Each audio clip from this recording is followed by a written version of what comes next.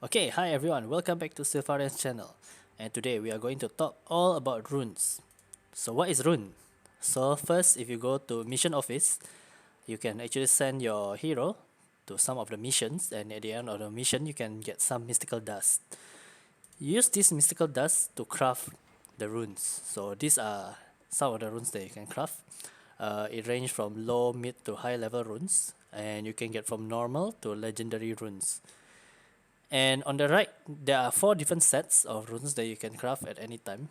Let's go through each of the set effects. So if you put 3 of the same rune in the 3 slots in your hero, you'll get all these set bonuses. Okay, so let's go through each of these rune and what they mean. So first we have the energy rune. If you put 3 of the energy rune, you'll get HP plus 15% bonus. So energy rune is very good if you put in tanky heroes that you put in the front line. So for example, like Rakan. Rakan is a very tanky hero with a lot of HP. And if you use him as your main tank, you can give energy rune to him to boost his HP even more.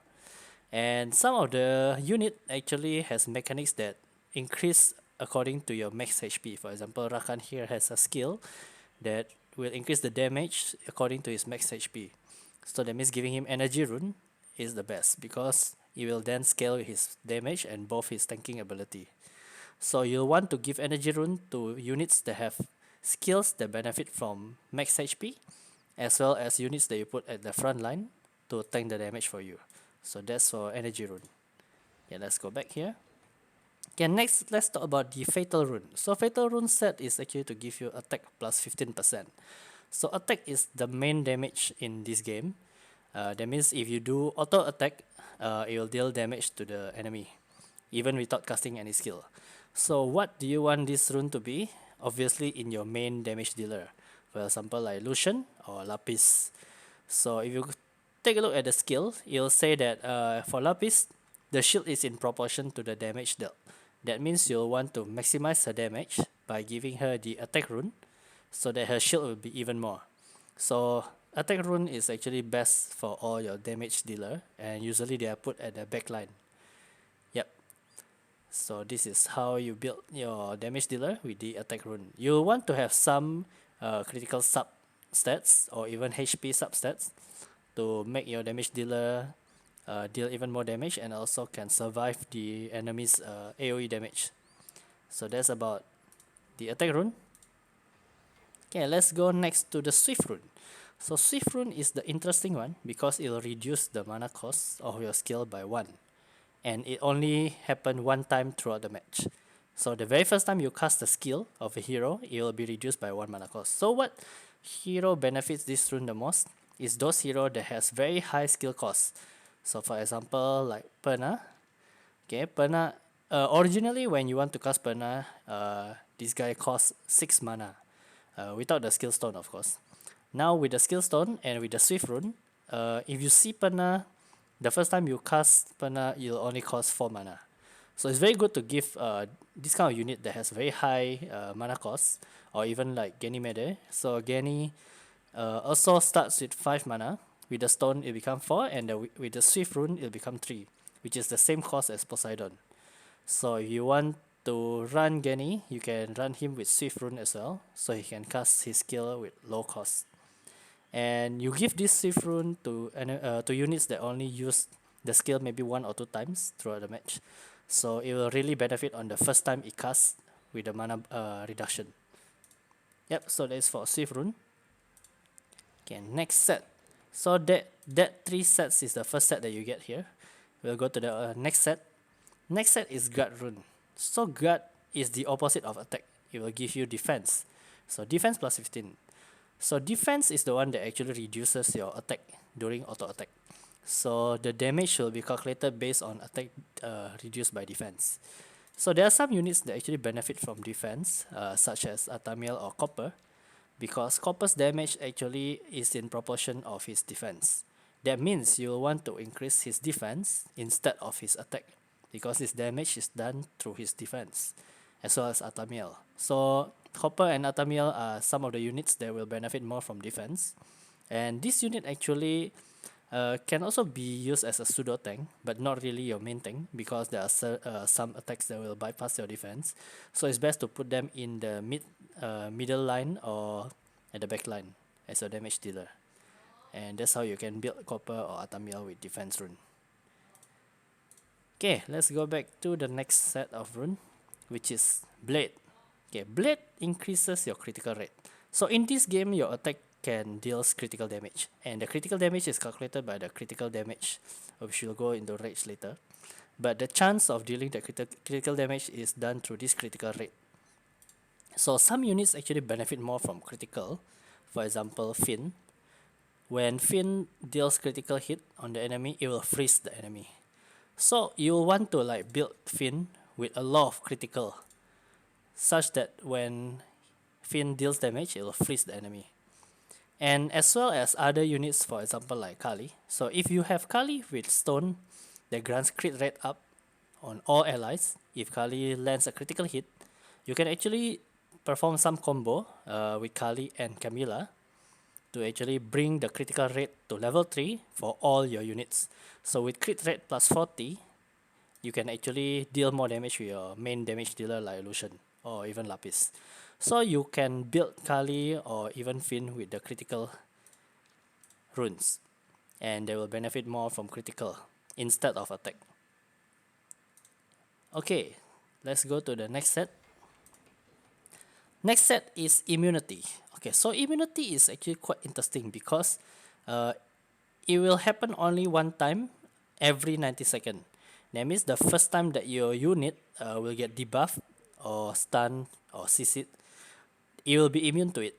But it only happened the first time, and then it'll have a 90-second cooldown. Personally, I feel that immunity is not that important right now in the game because there's not many CC heavy team or debuff heavy team, and you can also increase the chance of you not getting the debuff by having resistance. So it's not really important to have immunity right at this time in the game. So I don't really have any unit that I'm using immunity set for now. But basically it will negate the first debuff or the first CC that lands on your unit. So if you have a key unit that you will want to get the skill off no matter what, maybe you'll want to give this immunity to the unit. But so far in the game right now we don't have such units, so we can ignore this set for now. Okay, let's go to the rage set next. So just now we talked about critical rate. Critical damage is the one that decides what is the damage dealt by your critical attack.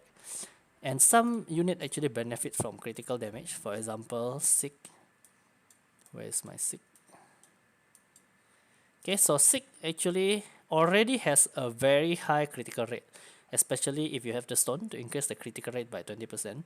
So you may want to give him the critical damage rune instead, so that when he deals critical attack, he will deal even more damage with the critical damage percentage. So now he deals almost 30% more from the base 150% critical damage because of the rune. And at 40% crit rate is actually very high, especially if you combine with Camilla or Kali to give you additional 40%. So that's about 80% critical rate chance to deal 180% damage every time. So it's very good to combine this kind of unit that benefits from critical rate and critical damage if you want to build a team like that. Okay, next is focus. So focus is accuracy, and accuracy is the chance that will land the debuff or CC on the enemy. So if you have unit that deals dots or deal a lot of CC heavy, you'll want to give it accuracy. For example, Beretta or Soha. Okay, you'll want to give her accuracy. For example, my Soha is running accuracy, because the chance of Soha stealing enemy buff is dependent on the accuracy. So I'll want to use Soha to guarantee her stealing the enemy's buff, especially Lapis Shield. So I want the accuracy to be as high as possible, because if she miss stealing the buff, then she's useless. As well as Beretta, so I want to have Beretta with very high accuracy, so that the dots or the continuous damage will always land on the enemy and not get resisted. So you want this kind of CC or dots heavy unit to have higher accuracy. Okay, let's go next to endurance. So endurance is the opposite of accuracy, which is resistance. So resistance is what gives you the chance to negate or being immune to the dots or the CC. So if you run healing stalling team or like units that don't want to get debuff or don't want to get dotted, you can give some endurance rune. For example, I'm experimenting with Elucia here with some endurance rune to give her some resistance, 45%. Okay, or even Chloe, if you want to run Chloe, because Chloe already have resistance by 30%, you can give her even higher resistance. Currently I'm running Chloe on Swift, but you can give her resistance rune as well to increase her resistance even more, so that she don't get debuff and she can be used to negate the DPS at all time, instead of being stunned and then your DPS, enemy DPS can still deal the damage. So you want to give resistance to your key healers or key unit that you don't want to get debuff or you don't want to get dotted. Okay, next set is Vampire, which is Life Drain. Life Drain is the last three set here is actually the one that changed the gameplay mechanic, which personally I feel is very interesting because some of the higher level gameplay will change depending on these three runes. So first set we have here is Vampire, which is Life Drain. Life Drain means every damage that you deal, 20% of it will go to your HP. So you can have a damage dealer with a Vampire set, and every time it deals damage, it will heal the HP back to full. But Life Drain for a single target DPS is not very good, because even if you kill the enemy from full HP, you'll only get back 20% of your HP. So it's best to be used in AoE DPS unit. For example, like Lushen or Prelea or anyone that deals a lot of DPS at once. And every of those units that you deal damage will give you back 20% times the number of units. So for example, if Lushen used Life Drain, you can actually get back almost to full HP, because he hits everybody in the enemy team. And for now, I'm actually experimenting this Life Drain on this Feather Heal, so that every time I hit with the Blood Ring, he will heal him together with the skill as well as the rune, so he can keep healing himself. But this is just an experiment. But like I said, I think it's best to be used in a unit that can deal a lot of damage to multiple enemies at once, and it can keep him alive. So for example, a Lushen with Life Drain will outlast enemy Lushen without Life Drain, so you can be guaranteed to spam even more Lushen than the enemy. Okay, next is Violent. Okay, I personally feel that Violent is one of the best rune in the game because of the card return rate mechanic. Card return rate means every time you use a unit, a card, it has 30% more chance of it coming back into your hand. So after you use, it will return to your hand to be used again. So it's very good to put in the unit that you will use very often. For example, like Konamiya or Rakuni. I think these two, Konamiya and Rakuni, is the best unit to use card return rate. Because every time, for example, you use Beretta or use Lushen and use Konamiya to bring the unit back, Konamiya card will always come back to your hand again because of the card return rate. And then you can use the unit again with Konamiya. So you can have a lot of spam within just like 2 hands. So you can spam the DPS 3 times in just 2 hands, which is very good. So I think card return rate is one of the new gameplay mechanic that will change once you have access to it. Okay, next, the last set that we have is Destroy Enemies Max HP. So Destroy Enemies Max HP rune, right, is very interesting because it means that all the damage that you deal, 30% of the damage will reduce the maximum HP of the enemy. And this is permanent throughout the match and it cannot be cleansed. So what it means? So destroying max HP means this. For example, you have a Kamun. Let's say Kamun HP is 4500 and you have a difficulty in killing Kamun because he keep healing to full.